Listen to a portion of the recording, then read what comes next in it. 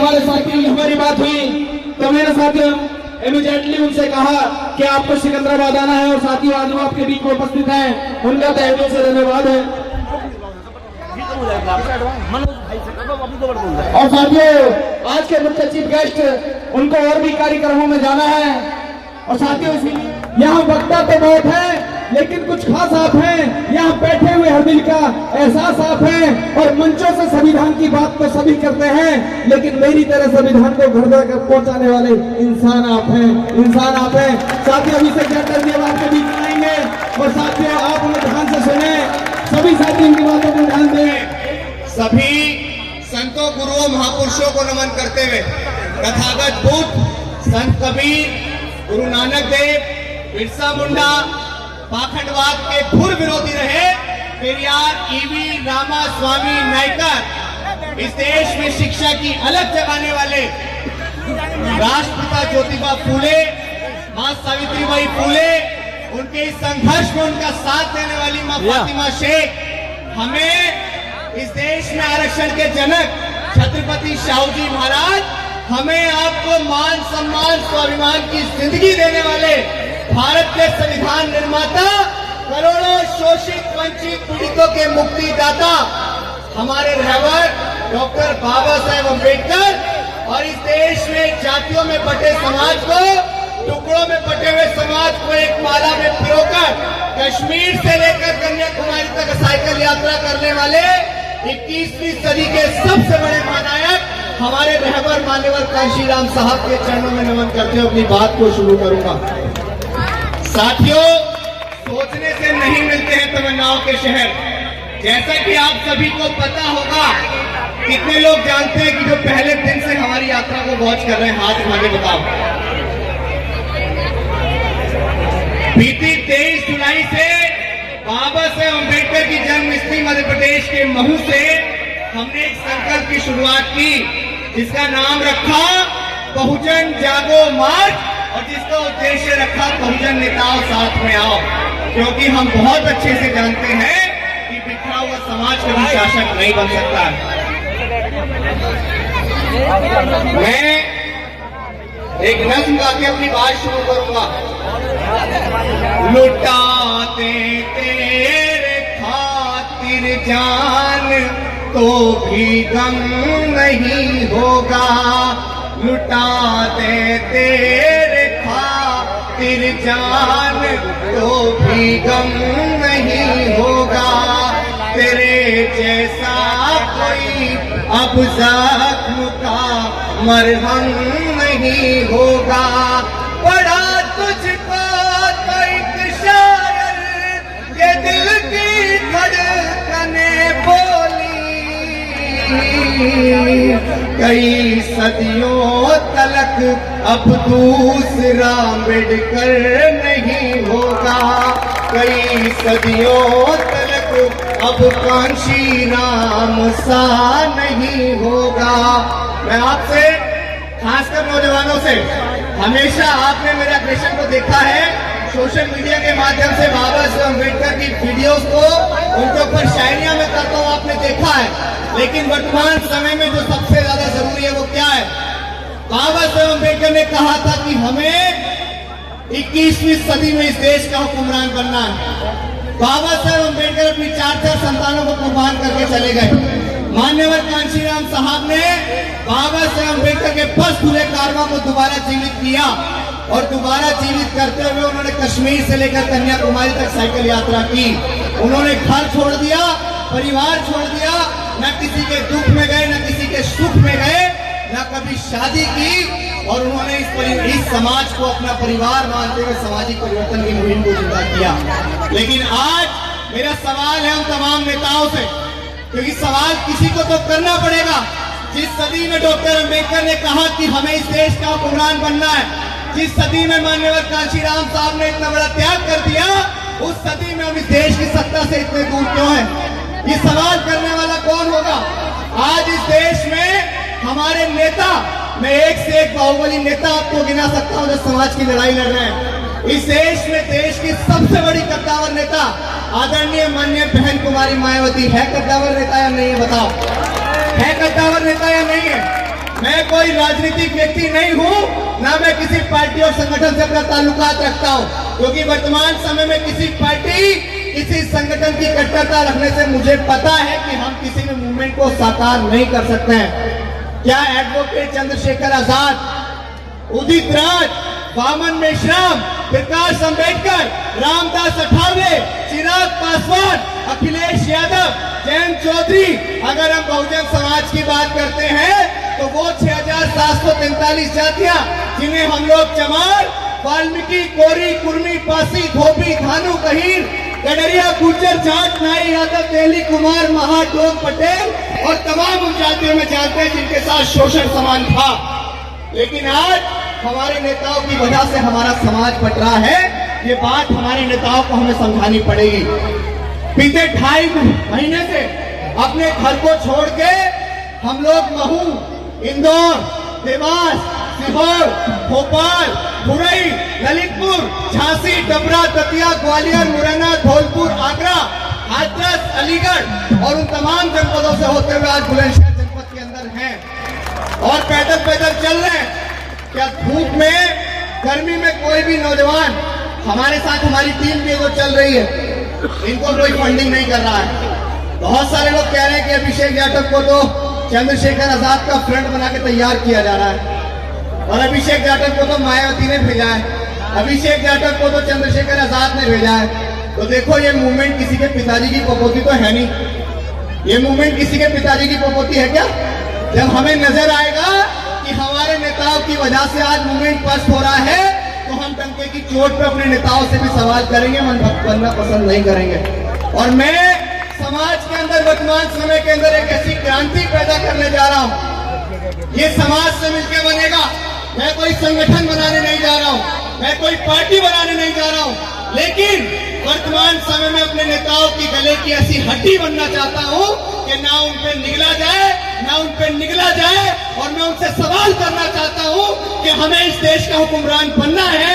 आप समाज के बीच आके कहते हो कि समाज एकजुट नहीं है, समाज एकजुट नहीं है, समाज एकजुट नहीं है। समाज आपको कितनी बार एकजुट होकर दिखाएगा? क्या समाज ने माननीय बहन जी को उत्तर प्रदेश का 4 बार मुख्यमंत्री नहीं बनाया? बनाया या नहीं बनाया? क्या समाज ने चंद्रशेखर आजाद के एक कहने पे भोपाल को जाम किया या नहीं किया?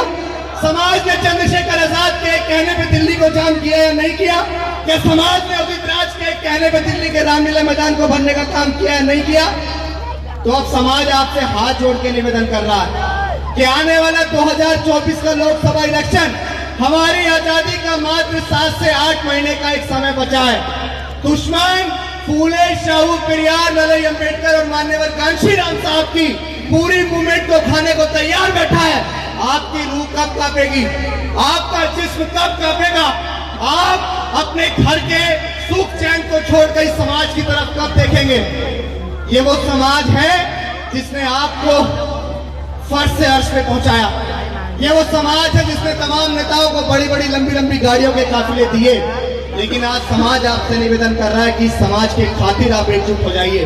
अगर दोबारा इस देश के अंदर वही सामंती सरकार बनती है, अगर दोबारा इस देश के अंदर वही मनुवादी सरकार बनती है, तो हमें इस देश इस बात की गारंटी देने वाला कौन है कि हमें दोबारा वोट डालने का अधिकार मिल भी पाएगा या नहीं मिल पाएगा?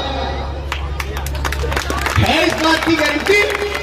आज हमारे बहुत सारे लोग अंधभक्त बने पड़े हैं। मायावती चंद्रशेखर, मायावती चंद्रशेखर।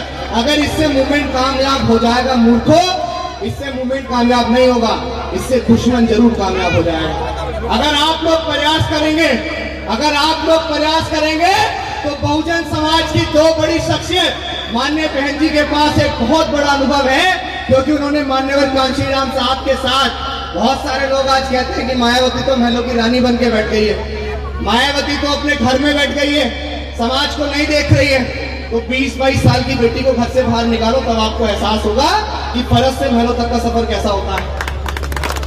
तब आपको एहसास होगा कि कश्मीर से लेकर कन्याकुमारी तक जब मान्यवर ने साइकिल यात्रा की, तो उस दौर में वो बेटी अपने घर को छोड़ के, परिवार को छोड़ के, IAS बनने के सपने को छोड़ के समाज में उतर गई। तो हमें तो वही गर्व है उसमें। अगर वो महलों की रानी बन के भी बैठ गई तो हमें तो गर्व है, करना नहीं चाहिए। आप सोचिए ना कि बाबा साहब अम्बेडकर के बने संविधान से पहले वही महिला जिसको पति के मर जाने पर सती हो जाना पड़ता था, जिसको पढ़ने लिखने का अधिकार नहीं था, जो जज, कलेक्टर, डॉक्टर, बैरिस्टर, आईएएस कुछ भी नहीं बन सकती थी, वही महिला आपके प्रदेश की 4 बार मुख्यमंत्री बनी और जितने लोग आपको घूर के देखते थे उन तमाम लोगों ने उनके जूते भी साफ किए। तो क्या ऐसा परिवर्तन समाज के अंदर आपको देख सकते थे कभी? और आज बहुत सारे लोग कहते हैं कि चंद्रशेखर तो भाजपा का दलाल है, चंद्रशेखर तो आरएसएस का एजेंट है।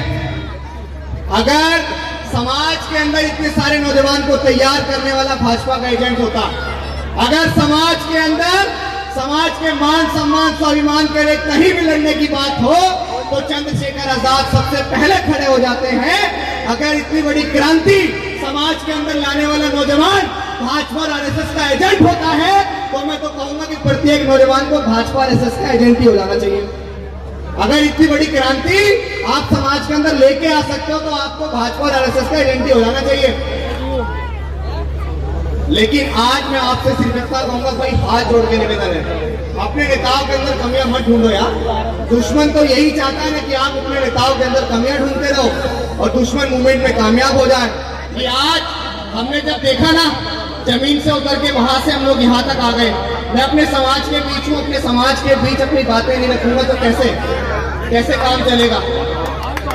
मैं आपको सिर्फ एक बात ये बताना चाहता हूँ कि हमने एक बड़े क्राइसिस को देखा है। मैं मध्य प्रदेश से यहाँ तक आ गया, मैंने एक बड़े क्राइसिस को देखा है कि हम लोग आपस में लड़ रहे हैं।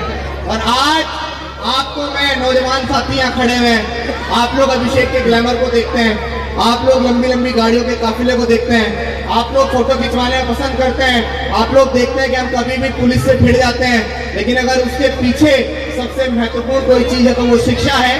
अभिषेक लॉ का स्टूडेंट है, वो पढ़ाई कर रहा है, किसी के बलबूते वो किसी से भी लड़ जाता है, किसी से भी भिड़ जाता है।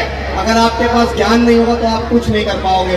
मैं आपसे सवाल करता हूँ, जितने लोग यहाँ मूवमेंट की बात करते हैं, क्या आपने इसने 21वीं सदी के महानायक को तैयार किया? क्या हमने एनिलेशन ऑफ कास्ट को पढ़ा है? कितने लोगों ने पढ़ा जाति के विनाश को? बताओ, बहुत चंद लोगों ने। और आपसे यही कहूंगा कि शिक्षा इतनी महत्वपूर्ण है कि अगर आपकी पुरखों की गरीबी को कोई मिटाती है तो वो शिक्षा होती है, आपके मान सम्मान स्वाभिमान को कोई दुगना करती है तो वो शिक्षा होती है, अगर आपके समाज के अंदर कोई बड़ा परिवर्तन लेके आती है तो वो शिक्षा होती है। मेरी माताएं बहनें यहाँ बैठी हुई हैं, आपसे भी बहुत विशेष बात कहना चाहता हूँ और बड़ी खुशी हुई मुझे कि आज भीम ज्ञान महोत्सव के सिकंदराबाद के अंदर इतना भव्य आयोजन हुआ कि जितनी पुरुषों की संख्या है उतनी महिलाओं की संख्या। एक बार जोरदार तालियां इनके लिए, क्योंकि बाबा साहेब अम्बेडकर ने कहा है कि मैं किसी भी समाज, किसी भी प्रदेश और किसी भी देश की उन्नति वहां की रहने वाली महिलाओं की उन्नति से मापता हूं। जिस दिन ये महिलाएं शिक्षित हो जाएंगी, जिस दिन ये महिलाएं डॉक्टर अंबेडकर के मिशन को समझ जाएंगी, उस दिन घर घर में ये मिशन बहुत आगे बढ़ जाएगा।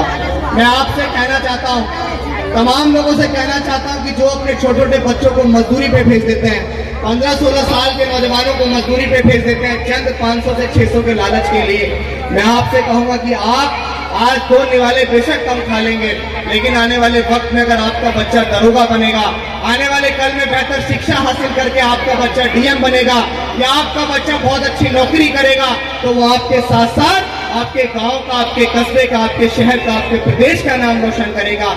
इसीलिए शिक्षा बहुत महत्वपूर्ण है।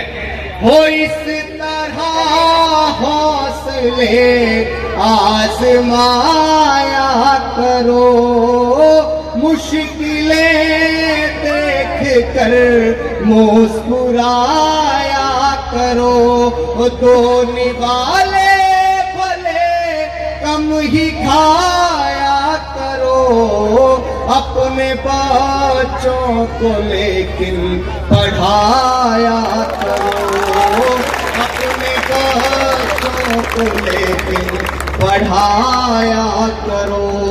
बातें बहुत सारी हो गई और बातें कहनी भी बहुत सारी थी, लेकिन माहौल कुछ अलग नजर आ रहा है, इसीलिए आपसे ज्यादा नहीं कह पाऊंगा। लेकिन इतना जरूर कहूंगा कि नौजवानों ने बहुत साथ दिया है, नौजवानों ने बहुत विश्वास किया है। हमारा मार्च बहुत जल्द दिल्ली के जंतर मंतर पहुंचेगा। हमने कभी भी अपनों का विरोध करना नहीं सीखा है, हमने कभी भी अपनों की टांग खींचनी नहीं सीखी है। हमने हमेशा से प्रयास किया है कि हमारे नेता एकजुट हो जाए। सोशल मीडिया के माध्यम से आप तमाम लोगों ने हमारी शायरियों को सुना, आप तमाम लोगों ने हमारा साथ दिया, लेकिन वर्तमान समय में जब नजर आया कि हमारे समाज के अंदर सबसे बड़ी मांग यही है कि हमारे नेताओं को एकजुट हो जाना चाहिए। डॉक्टर अंबेडकर और मान्यवर कांशीराम साहब की विचारधारा की बात करने वाले लोगों को एकजुट हो जाना चाहिए, इसीलिए इस आंदोलन के साथ बाहर निकल गए हैं। आखिरी में वो शायरी, आज बहुत सारे लोग भारत के संविधान को बदलने की बात कर रहे हैं। मैं नाम लूंगा तो आप पहचान जाएंगे कि मैं प्रधानमंत्री के आर्थिक सलाहकार विवेक देबरॉय की बात कर रहा हूँ। वो कह रहा है कि भारत के संविधान को बदलना चाहिए। तो मेरा उनसे कहना है कि इस देश में गृह युद्ध जैसी स्थिति पैदा मत करो, क्योंकि अगर भारत का संविधान खत्म होगा तो या तो मार देंगे या मर जाएंगे। इस बात का मुगालता अपने दिमाग से निकाल देना, क्योंकि अगर भारत का संविधान सुरक्षित है तो हम सुरक्षित हैं। इसके लिए एक शायरी आपको सुना देता हूं, इसके बाद अपनी बात को खत्म करूंगा। जय भीम कि हम अम्बेडकरवादी हैं बेटा, कि हम अम्बेडकरवादी हैं बेटा। जिस दिन औकात पे आ गए ना तो तुम्हारी सारी गर्मी झाड़ देंगे। और बाबा साहेब को गाली मत देना दोबारा, कि संविधान को बदलने की बात मत करना दोबारा, वरना हम भी कानून भूल गए ना तो जितनी तुम्हारी लंबाई है उससे दुगना जमीन में गाड़ देंगे। तथागत खुद को मानते हैं तो हम लोग भगत सिंह को भी मानते हैं, हम लोग उधम सिंह को भी मानते हैं। इस बात को याद रखना। हो आपके सारी हदों से गुजर जाएंगे, हो मत समझना डराने से डर जाएंगे, हो मौत के नाम का खौफ देता है क्यों, मौत जिस रोज आएगी मर जाएंगे, वो मौत जिस रोज आएगी मर जाएंगे। कि मुझको सालिम का तरफदार नहीं लिख सकते, कम से कम वो मुझे लाचार नहीं लिख सकते, और जान हथेली पर लिए जो बोल रहा हूँ सच, उसे इस देश के बिकाऊ अखबार नहीं लिख सकते। बहुत बहुत धन्यवाद। जय भीम, जय भारत, जय संविधान। मेरे मुखार बिंदु से अगर किसी को कोई बात गलत लग गई हो तो मैं माफी नहीं मांगता हूं, क्योंकि मैं सच्चा हूं और सच्चा आदमी हमेशा कड़वा होता है। बहुत बहुत धन्यवाद। जय भीम, जय भारत, जय संविधान। चला जाऊंगा। आज शांत रहो पहले। आज अगर समाज का बेड़ा गर्क किसी चीज से हो रहा है ना भाई, तो वो नशे से हो रहा है। क्या आपने कभी अभिषेक को देखा है कि वो दारू पीता है? क्या आपने कभी अभिषेक को देखा है कि वो सिगरेट पीता है, या वो गुटखा खाता है, या वो हुक्का पीता है? ये चंद दिन के शौक आपकी आने वाली पीढ़ियों को बहुत पीछे लेके जा रहे हैं यार। ये चंद दिन के शौक आपको गर्त में ले जा रहे हैं, आपके भविष्य को गर्त में ले जा रहे हैं। अगर आप भाई इसको साउंड को बंद कर लो ना एक मिनट भाई। अगर आप डॉक्टर अंबेडकर की मूवमेंट को साकार करना चाहते हैं, आपकी वजह से तो घर से बाहर निकल गया होना यार, आपकी वजह से ही तो समाज के बीच पहुंच गया होना। अगर आप नौजवान भी कुछ नहीं करेंगे, ये जमाना तो वैसे ही आपको अनपढ़, जाहिल और गवार और गुलाम देखना चाहता है। अगर आप भी अपने बारे में नहीं सोचेंगे तो 7 समुंदर पार से आपकी लड़ाई को लड़ने कोई नहीं आएगा। आज के दिन 14 अक्टूबर 1956 को बाबा साहेब अम्बेडकर ने कैसे धर्म को अपनाया था, जिस धर्म को अपनाने के बाद सम्राट अशोक ने कलिंग युग के बाद तलवार छोड़ दी थी। तो मेरा आपसे भी निवेदन है कि जब तक जितने लोग यहाँ हाथ में तलवारें बांध के बैठे हुए हैं और जय भीम का नारा लगाते हैं, तो आप झूठे अम्बेडकरवादी हैं, क्योंकि कभी भी मनुवादी व्यवस्था के साथ अम्बेडकरवाद नहीं चल सकता है। इसीलिए आपसे कहूंगा कि आप पाखंडवाद को छोड़िए, मनुवाद को छोड़िए। डॉक्टर अंबेडकर और तथागत बुद्ध का धम्म बहुत अच्छा है, ये मिशन बहुत अच्छा है, इसको आगे बढ़ाइए। नशे से दूर रहिए, शिक्षा की ओर बढ़िए। हम मिलकर बहुत बेहतर मूवमेंट चलाएंगे। सफेद बाल वालों ने काले बाल वालों पे विश्वास नहीं किया, इसीलिए मूवमेंट इतना पीछे है। लेकिन आज काले बाल वाले विश्वास दिलाते हैं कि हम इस मूवमेंट को बहुत आगे लेके जाएंगे। धन्यवाद।